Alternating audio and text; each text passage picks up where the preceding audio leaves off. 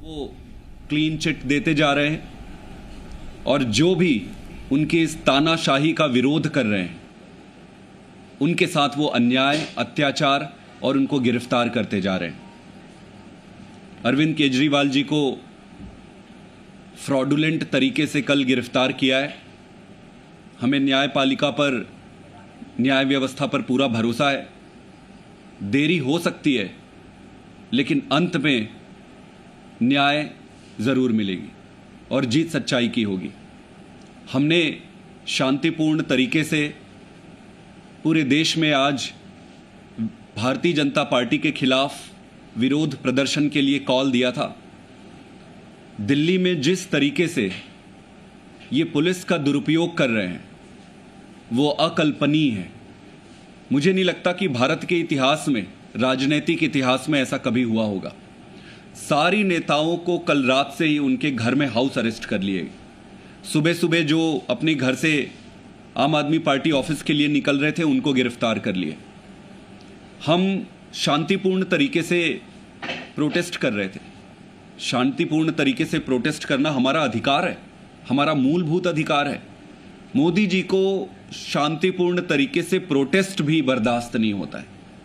उनके मन में इतनी नफरत है कि एक एक कार्यकर्ता को, एक एक वॉलंटियर को, एक एक लीडर को वो गिरफ्तार कर रहे हैं। उनको इतना डर क्यों है? वो इतना डरते क्यों हैं? नरेंद्र मोदी जी दो तरह से ऑपरेट करते हैं। ऊपर से तो वो कहते हैं कि देश में अमृत काल है, ऊपर से तो वो कहते हैं, बड़ी बड़ी बातें करते हैं, कई बारी बड़ी अच्छी अच्छी बातें करते हैं। लोगों को लगेगा कि यार ये तो कितनी अच्छी बात कर रहे हैं देश के लिए। लेकिन अगर उनके कामों और कारगुजारियों को आप देखेंगे तो आपको पता चल जाएगा कि उनकी सारी भाषा, सारी बोली वो दिखावे के लिए है, छद्म है, झूठा है, फर्जी है। और सच्चाई क्या है? सच्चाई उनके काम है जो वो कर रहे हैं। जिस तरीके से अघोषित आपातकाल की परिस्थिति उन्होंने इस देश में ला दी है, उससे ऐसा लगता है कि देश में सारी व्यवस्थाएं, सब कुछ टूट जाएगा।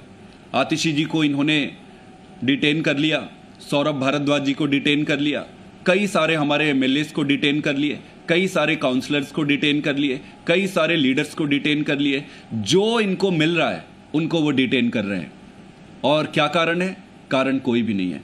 पीसफुल तरीके से पार्टी ऑफिस में इकट्ठे होकर प्रोटेस्ट करना भी इनको एक्सेप्टेबल नहीं हो रहा है। मैं एक ही चीज़ कहना चाहता हूं भारतीय जनता पार्टी को कि उनका ये दांव, उन्होंने जो भी षड्यंत्र और दांव बनाया है, ये उल्टा पड़ने वाला है। ये इतना उल्टा पड़ेगा इनको कि इतिहास याद रखेगा। केजरीवाल कोई मामूली लीडर नहीं है जिसको आप गिरफ्तार कर दोगे वो बैठ जाएगा। केजरीवाल दुगनी ताकत से तुम्हारे पीछे आएगा और इस एक केजरीवाल से तो निपटने में तुम्हारे पसीने छूट गए। अब क्या करोगे जब पूरे देश के, पूरी दिल्ली के एक एक परिवार में, एक एक घर में केजरीवाल पैदा होगा? एक एक घर में केजरीवाल पैदा होगा। केजरीवाल जी ने दिल्ली की जनता के लिए, हर बनाने के लिए खूब काम किए, दिन रात काम किए, एक एक परिवार की खुशी की व्यवस्था करी, उनके परिवार को खुश रखने के लिए अपना सब कुछ दांव पे न्यौछावर कर दिया। आज ऐसी परिस्थिति में ये सारे परिवार, दिल्ली की सारी जनता, देश के सारी जनता केजरीवाल जी के साथ खड़े हैं और भारतीय जनता पार्टी को उनके तानाशाह का जवाब देने के लिए तैयार है। चुनाव में पूरी ताकत से जनता इनको जवाब देगी। मैं एक ही बात कहना चाहता हूं कि अन्याय चाहे कितना भी मजबूत दिखे, उसका अंत सुनिश्चित है। Thank you. आप लोगों ने कल विपक्षी दलों से, इंडिया ब्लॉक के नेताओं से भी अपील की थी कि वो लोग भी जुड़े, लेकिन आम आदमी पार्टी के अलावा उसमें दिखा नहीं किसी पार्टी का प्रदर्शन। नहीं, कल कांग्रेस पार्टी की तरफ से उनके लीडर्स वहाँ पे आए थे। लवली जी आए थे, संदीप दीक्षित जी आए थे। कांग्रेस पार्टी के सभी बड़े लीडरों का फ़ोन आया है, राहुल गांधी जी का भी फ़ोन आया है और कई सारे बड़े लीडर्स का फ़ोन आया है। इसके अलावा सारे बड़े जो प्रमुख विपक्षी दल हैं, ममता दीदी के यहाँ पे बात हुई है, बाकी सभी जगह बात हुई है।